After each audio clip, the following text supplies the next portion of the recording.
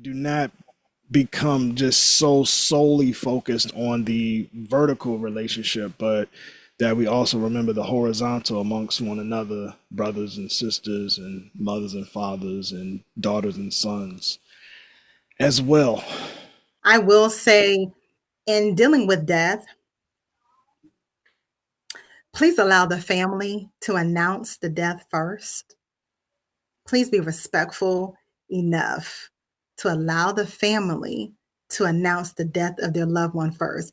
Unfortunately, we dealt with the situation for our family with the passing of our father, where someone decided it would be a great idea to announce the passing of our father first via text and by phone, to the point where we started receiving calls and text about sorry for your loss and we're sending condolences and prayers.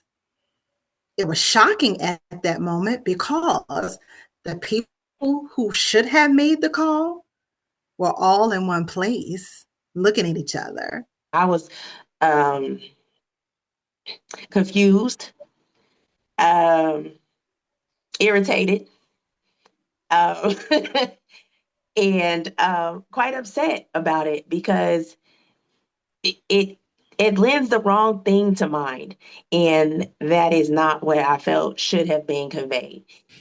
Uh, life is just too short, and nothing ever hits home until it really hits home. And this experience for sure has been something that has taught that.